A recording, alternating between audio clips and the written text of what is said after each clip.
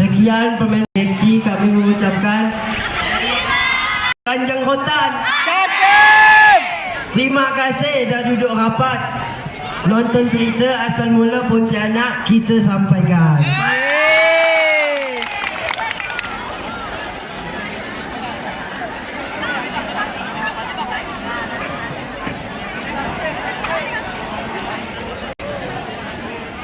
Sekian pemain. Anakku memang ada hantunya.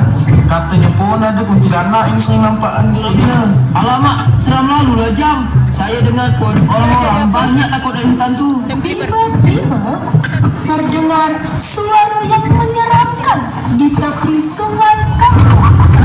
La ilaha illallah, suara hantu tu. Ya Allah, suara dari sebelah sana tu. Baru kat Sultan. Apa yang harus kita lakukan ni? Oh, tenang semua. Jangan takut. Teruskan berkayu kapal kita sampai tujuan. Jangan lupa semuanya berdoa. Saya percaya ini hanya ujian dari Allah. Support apa iman kita. Setelah Sultan Syarif Abdurrahman dan 4 orang prajuritnya melewati kekacauan di dalam perjalanan Sungai Kapuas menuju daratan, mereka pun akhirnya menemukan daratan yang tepat. Tapi masih sangat luas pepohonan dan hutan di tempat mereka menepi. Sultan Syarif Abdurrahman mencari tempat untuk mendirikan kekerajaan baru. Namun sayangnya hutan belantara yang mereka ingin tebas terkenal angker. Saudara saya, inilah tanah yang kita cari selama perjalanan ini. Meskipun banyak sekali gangguan, tapi Alhamdulillah Allah kasih kita jalan ketemu tanah yang subur ni. Berpula tanah itu berada di pertemuan 3 sungai ini. Ayo saudaraku, kita akan buka sultan ini untuk membangun kota kita. Paduka Sultan, hutan ini emang luas. Tapi kata orang dulu-dulu, ada hantu yang sering ngacau orang-orang sini. Hamba setuju Paduka.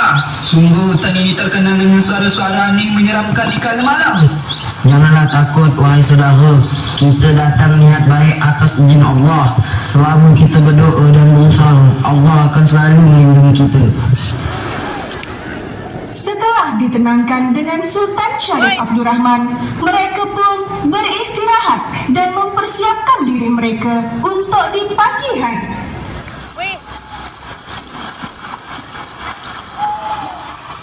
Pagi pun telah tiba. Mereka mulai bekerja.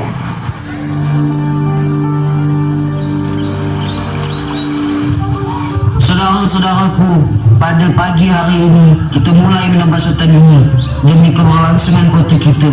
Kita akan mendirikan daerah sekaligus tempat buat kita beristirahat di sini. Baik Paduka. Mereka mulai menebang pohon. Suara kapak terdengar. Mereka menebang beberapa kayu pohon di hutan itu hingga matahari terbenam. Alamak, tapi di sini banyak sekali nyamuk ni. Gatal-gatal semua badan saya ni. Hahaha, sabar Jang. Kalau dah jadi kota, tak adalah kita dikacau nyamuk hutan ni. Di saat mereka lelah karena satu harian kerja, mereka pun beristirahat. Namun, di saat mereka istirahat, suara tawa perempuan melengging. Semua prajurit pun mulai ketakutan kembali.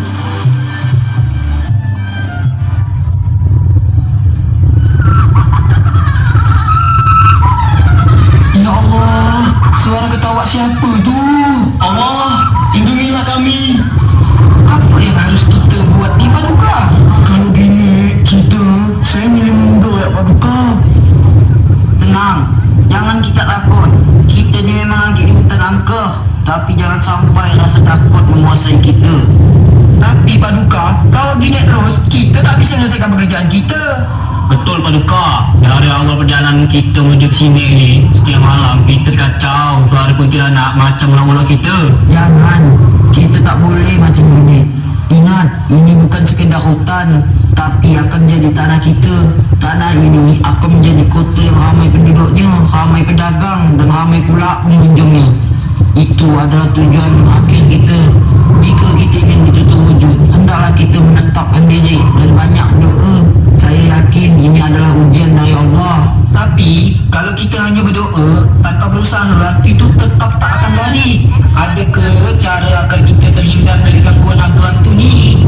Baiklah, saya akan pergi ke dalam hutan ini untuk mencari tahu apakah ada penduduk yang menempati pedalaman hutan ini. Kalau gitu, biarlah kita ni ikutkan paduka ke dalam. Selamatan paduka ni kewajiban kita. Akhirnya, Sultan Syarif Abdurrahman pergi memasuki hutan tersebut dengan prajuritnya.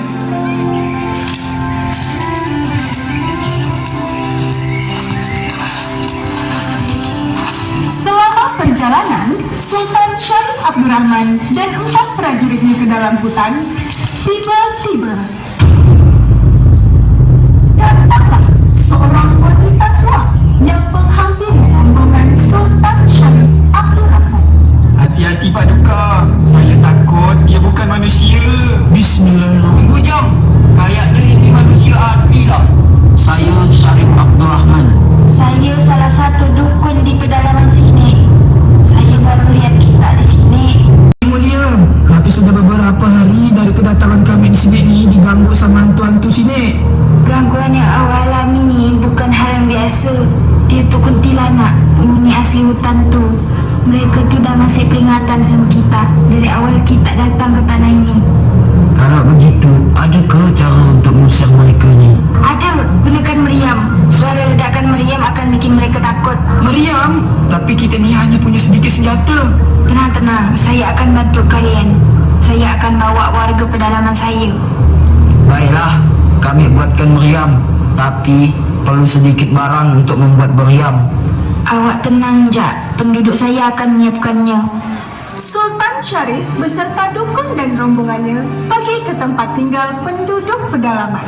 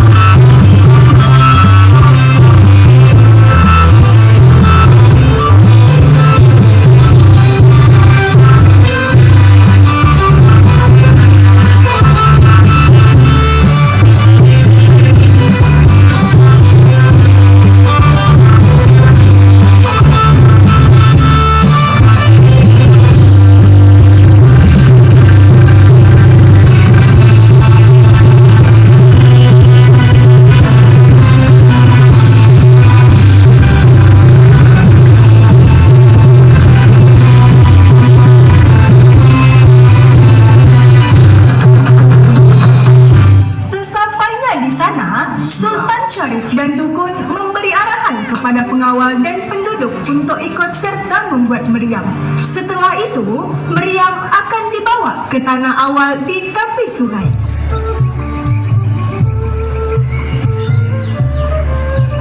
Wahai penduduk-penduduk sekalian, marilah kita berkumpul sebentar. Ada apa tu ya? Tak tahu tak ya? Cobalah kita ke sana yuk.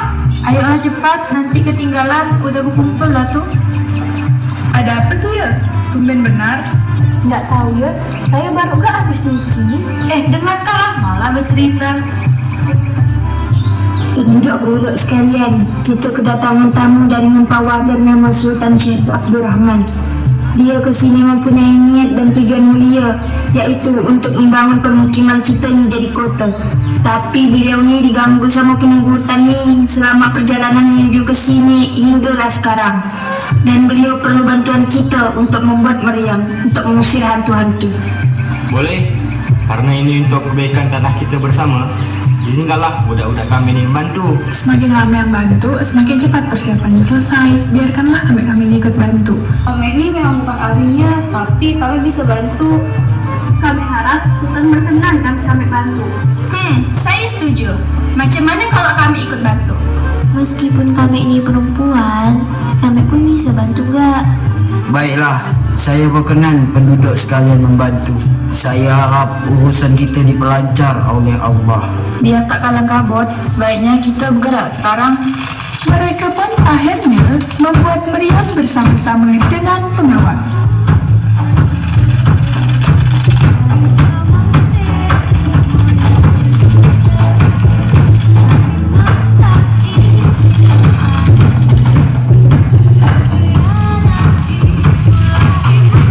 Siapa kami dah jadi.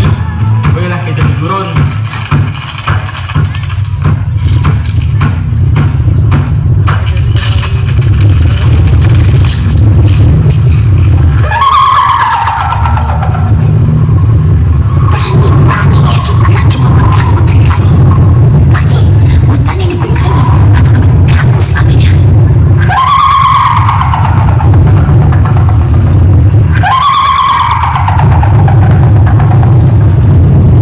Rombongan sultan dan penduduk bersiap untuk melakukan penembakan kepada hantu di tepi sungai. Paduka, ini saya menembak meriam sekarang. Demi masa depan semuanya.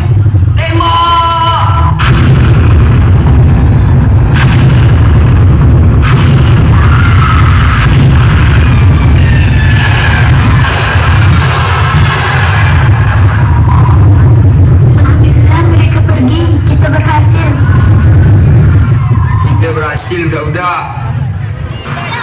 Beberapa bulan setelah kejadian itu, tanah yang dipenuhi hutan mulai berkembang menjadi wilayah layak dihuni. Semua orang mulai sibuk menjalankan pekerjaan masing-masing. Dengan keberanian dan doa, gangguan kuntilanak akhirnya berangsur hilang. Hutan terbuka, rumah-rumah dibangun, dan sebuah kota terlahir di tepi sungai Kapuas. Saudara-saudaraku, tempat ini kini aman. Kita perlu memberi nama untuk kota ini agar selalu dikenang. Apa ya nama yang cocok untuk kota kita ni Paduka? Kerana kota ini dahulu adalah daerah yang dihuni makhluk halus, kuntilanak. Maka untuk mengenang peristiwa itu, kita beri nama kota ini adalah kota Pontianak. Ada nari lagi tak?